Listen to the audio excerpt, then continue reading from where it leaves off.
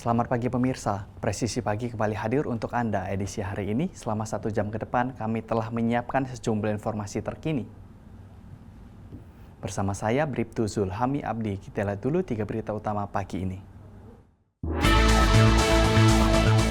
Direktorat Tindak Pidana Narkoba Bareskrim Polri kembali berhasil membongkar peredaran narkoba jenis sabu. Kali ini seorang supir truk berinisial F kurir 71 kg sabu ditangkap di Jambi.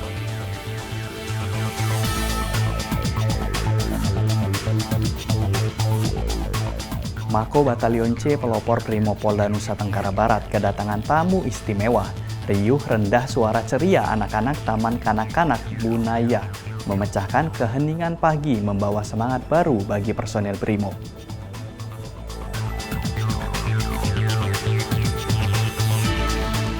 Dalam upaya meningkatkan kemampuan berkomunikasi personil saat memberikan pelayanan kepada masyarakat, Polres Kediri Kota menggelar pelatihan public speaking.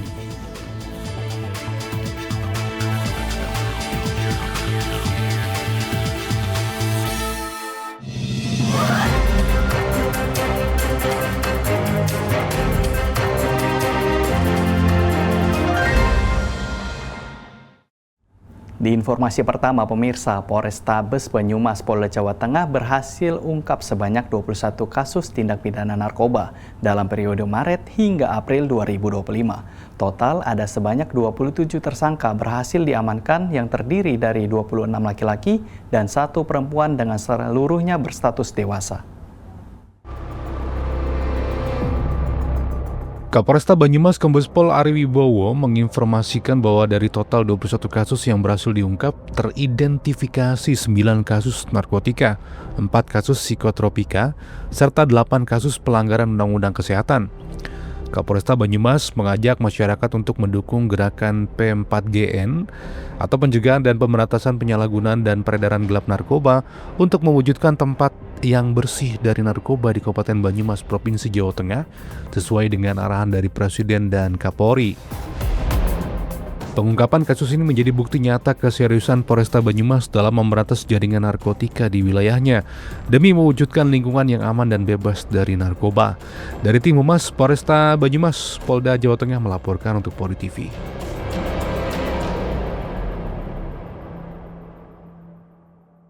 Sementara itu, Kapolrestabes Palembang Polda Sumatera Selatan Kombes Pol Haryo Sugihartono menggelar keterangan pers yang berlangsung di lobi Patria Tama Polrestabes Palembang terkait pengungkapan kasus penipuan dengan pelaku mengaku sebagai staf BUMN. Tersangka berhasil melakukan penipuan kepada 26 korban dengan total kerugian korban mencapai 130 juta rupiah. Ada satu oknum masyarakat yang mengaku sebagai pegawai PT KAI di Free 3 Palembang.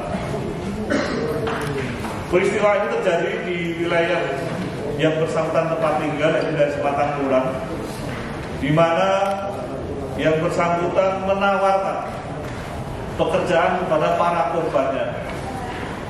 Diduga sudah ada kurang lebih 11 korban yang dijanjikan untuk menjadi pegawai PT Kereta Api di Free 3 Palembang dengan memberikan imbalan uang satu orangnya kurang lebih 5 juta rupiah.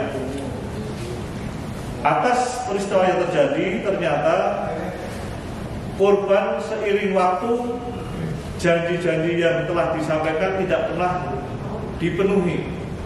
Ya, pada akhirnya para korban ini membuat pengaduan kepada pihak kepolisian dan terdata di Polrestabes kurang lebih ada 11 laporan polisi dengan tersangka yang sama, yaitu saudara Rita Andeni binti Ruslan yang notabene dalam melakukan aksi penipuannya modus operandinya adalah menawarkan pekerjaan sebagai pegawai di PT KAI di Free 3 Palembang, yang kemudian dengan penawaran tersebut para korbannya memberikan sejumlah uang, yaitu masing-masing korban 5 juta, dan pada akhirnya janji yang dimaksud atau tipu muslihat yang telah dilakukan tidak membuahkan sebagaimana janji yang ada. Saat ini tersangka sudah kita lakukan penahanan, yang sebenarnya kita lakukan penangkapan, dan kita juga telah melakukan penyitaan 1 lembar surat pernyataan, karena setiap korbannya membuat satu pernyataan dengan pihak korban dan tersangka. Demikian juga surat perjanjian yang ada. Demikian juga bukti transfer uangnya sudah kita lakukan penyitaan, yang semuanya masuk di rekening pribadi tersangka. Dan setelah kita lakukan pengecekan, saldo dari rekening pribadi milik tersangka sudah dinyatakan kosong atau nol. Atas perlakuan tersebut, tersangka kita persangkakan dengan pasal 378 KUH pidana, yang tentunya dengan ancaman pidana penjara selama-lamanya adalah 5 tahun penjara. Dan saat ini kita juga telah melakukan kumulatif persangkaan pasal 64 KUH pidana, kejahatan yang berulang. Dengan demikian, tugas Pak Kasatresim memberikan pembuktian atas setiap laporan polisi yang ada dengan tersangka yang sudah kita lakukan penangkapan, dan laporan polisi yang sudah masuk, yaitu 11 laporan polisi, apabila sudah dinyatakan lengkap oleh JPU, tentunya menjadikan penyelesaian perkara tindak pidana penipuan yang selama ini dilaporkan di Satuan Reserse Polres Palembang. Demikian rekan-rekan sekalian yang dapat kami sampaikan. Rilis 2 minggu setelah rilis yang terakhir, semoga di kemudian hari rekan-rekan Satuan Reserse Polres maupun Polsek semakin giat untuk melakukan tindak pidana terjadi. Cukup. Satu lagi kasus kekerasan seksual pada anak terjadi. Kali ini diungkap Polres Blitar, di mana seorang anak perempuan usia 14 tahun mengalami tindak kekerasan fisik maupun seksual yang dilakukan oleh orang tuanya sendiri. Polres Blitar mengungkap kasus kekerasan seksual pada anak. Korbannya adalah remaja 14 tahun, sedangkan pelakunya merupakan orang tua anak itu sendiri. Kasus ini terungkap beberapa waktu lalu setelah sang anak memberanikan diri untuk melapor ke polisi. Peristiwa persetubuhan terhadap anak di bawah umur yang dilakukan oleh orang tua ataupun wali. Bahwasanya ada seorang anak perempuan berusia 14 tahun duduk di bangku sekolah SMP kelas 2 yang mana mendapatkan kekerasan dari orang tuanya. Korban kerap dipukuli orang tuanya, baik dengan tangan kosong maupun alat-alat, diantaranya linggis, kemudian gagang sapu, dan lain sebagainya. Dan karena sudah tidak kuat menghadapi perilaku agresi dari orang tuanya, korban kemudian melarikan diri untuk mencari pertolongan, sehingga melaporkan ke Polsek Kesamben, lalu kemudian langsung ditangani oleh Satreskrim Polres Blitar unit PPA. Setelah dilakukan pendalaman terhadap keterangan korban, kami mendapatkan fakta yang mengagetkan bahwasanya selain menerima kekerasan fisik dari orang tuanya, sang anak juga kerap mendapatkan kekerasan seksual, yaitu semenjak usia 10 tahun korban kerap kali disetubuhi oleh orang tuanya. Akibat perbuatannya, pelaku dijerat pasal 80 dan pasal 81 ayat 3 Undang-Undang Perlindungan Anak dengan ancaman hukuman 15 tahun penjara. Kapolres Blitar menegaskan komitmennya untuk memberikan perlindungan, pengayoman, dan pelayanan. Masyarakat diimbau untuk melaporkan setiap tindak kekerasan agar dapat ditangani segera. Dari Humas Polres Blitar, melaporkan untuk Polri TV. Di informasi berikutnya, pemirsa, Direktorat Tindak Pidana Narkoba Bareskrim Polri kembali berhasil membongkar peredaran narkoba jenis sabu. Kali ini, seorang supir truk berinisial F, kurir 71 kg sabu ditangkap di Jambi. Dari hasil pengungkapan ini, diketahui bahwa tersangka F diperintahkan oleh tersangka Wawan yang sudah ditangkap oleh BNN.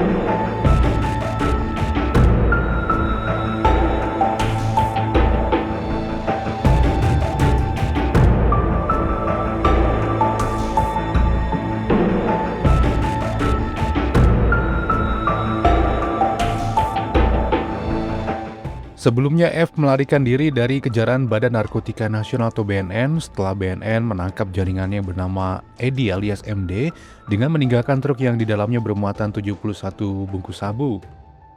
F akhirnya berhasil ditangkap di Jalan Lintas Sumatera, Desa Suban, 2 Jambi. F saat itu kabur dan berupaya menghilangkan jejak dengan menghapus nomor-nomor jaringan yang terkoneksi dengannya. Tim Subdit 4 Ditipit Narkoba Bareskrim Polri menemukan truk modifikasi untuk membawa sabu yang ditinggalkan oleh F di Jalan Lintas Timur, Tanjung Jabung. Saat ini, tim Bareskrim Polri masih melakukan pengembangan terkait jaringan ini dan berkoordinasi dengan BNN terkait penangkapan F. Tim Liputan Polri TV.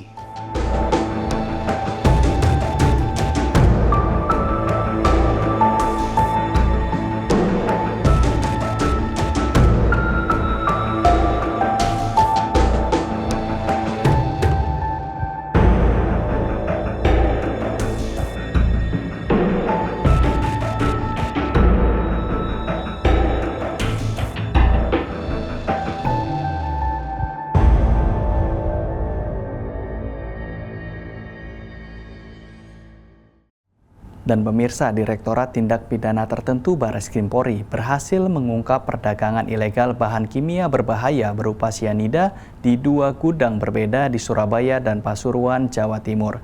Dari hasil operasi, diketahui perdagangan ilegal ini telah beroperasi selama 1 tahun dengan omset mencapai 59 miliar rupiah. Direktorat Tindak Pidana Tertentu Bareskrim Polri berhasil mengungkap perdagangan sianida ilegal di Surabaya dan Pasuruan, Jawa Timur. Hasil pengungkapan ini diumumkan dalam konferensi pers Kamis 8 Mei 2025. Polisi melakukan penggerebekan di gudang Jalan Margo Mulia Indah Blok H9A Tandes, Surabaya, dan gudang lainnya di Jalan Gudang Garam Gempol, Pasuruan. Di 2 gudang tersebut, polisi menyita total 9.888 drum sianida dengan berbagai merek asal Cina dan Korea, termasuk di dalamnya 3.520 drum sianida merek Guangan Chenghin Chemical yang diamankan di gudang Pasuruan. Dari hasil pengungkapan, diketahui perdagangan ilegal ini telah beroperasi selama 1 tahun dengan omset mencapai 59 miliar rupiah. Dari 2024 sampai 2025 setelah kita tangkap ini adalah 494,4 ton atau 988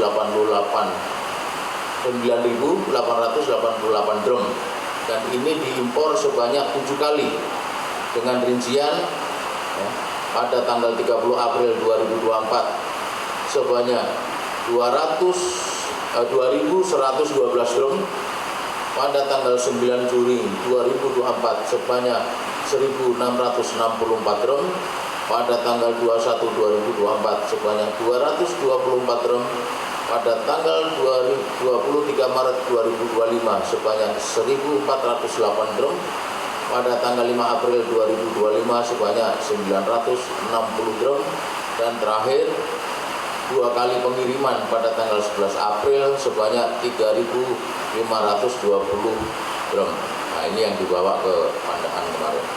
Dalam kurun waktu tersebut antara 2004 sampai 2005 mereka telah setelah kita hitung Omset yang kita sita saat ini ada lebih kurang 9.880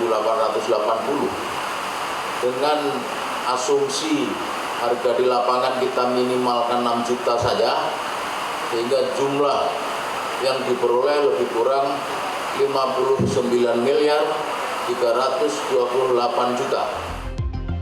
Polisi mengungkap modus operandi dengan melepas label pada drum untuk menghilangkan jejak distribusi.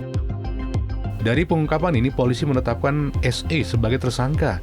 Ia merupakan direktur PT SHC yang mengimpor cyanida menggunakan dokumen perusahaan tambang emas yang tidak lagi beroperasi. SE dijerat pasal dalam Undang-Undang Perdagangan dan Undang-Undang Perlindungan Konsumen dengan ancaman hukuman maksimal 5 tahun penjara dan denda hingga 10 miliar rupiah. Dari Tim Humas, Polda Jatim melaporkan untuk Polri TV. Polrestabes Surabaya, Polda Jawa Timur mengungkap kasus peredaran narkotika jenis sabu yang dikendalikan oleh seorang narapidana dari dalam Lembaga Pemasyarakatan Narkotika kelas 2A Pamekasan, Jawa Timur. Wakasatres Narkoba Polrestabes Surabaya, Kompol Redik Tribawanto mengatakan bahwa petugas telah menangkap kaki tangan narapidana dari dalam Lapas Pamekasan. Hingga saat ini, polisi masih mengembangkan kasus tersebut guna menelusuri kemungkinan keterlibatan pihak lain termasuk dugaan keterlibatan oknum di dalam Lapas Pamekasan.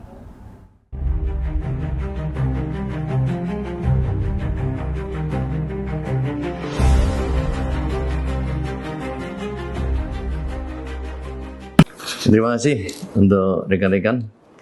Saya sampaikan di sini kami melakukan penangkapan terhadap 2 tersangka atas nama BI dan atas nama FP. Kedua tersangka ini kita tangkap di Desa Joko 1, Kecamatan Sukodono, Kabupaten Sidoarjo pada hari Kamis tanggal 3 April jam 15.30. Barang ini didapat dari saudara Diki, terus mendapatkan barang ini secara ranjau, ketemu di Sukobana, Sampang. Barang diambil, pada saat itu ada 3 kantong plastik, yang 1 kantong plastik berisi 100 gram, yang 2 kantong plastik berisi 200 gram. Jadi semua beratnya kurang lebih 299,028 gram. Itu. Barang ini rencananya mau diedarkan di wilayah Sidoarjo dan Malang. Akan tetapi sebelum diedarkan, tersangka ini sudah kami tangkap. Kedua pelaku ini sementara baru karsan ini. Baru kali ini kita tangkap. Sudah berapa kali ngambil dari saudara Diki? Kalau untuk yang sisir ini cuma 1 kali. Sebelumnya, kamu untuk pakai sendiri dan untuk diedarkan mungkin? 4-5 kali ya. Kamu diajak ke ini sama si Bahtiar untuk ngambil barang ke mana? ke Madura. Madura ya. Berapa kali kamu diajak? Baru 1 kali. Kamu dapat untung nggak dari dia? Dikasih uang berapa? 200 buat ongkos perjalanan. 200? Itu buat ongkos perjalanan. Bener? Kamu kasih itu? Kamu dapat uang dari mana? Dari saudara. Dari Diki? Berapa? Dapat uang berapa? 1 juta. 1 juta. Kamu bagi berdua? Kamu dapat berapa dari 1 juta itu? 600. 600. Kamu dapat? 400. Jadi dari 1 juta dari Diki, kamu 600, ini 400. Betul.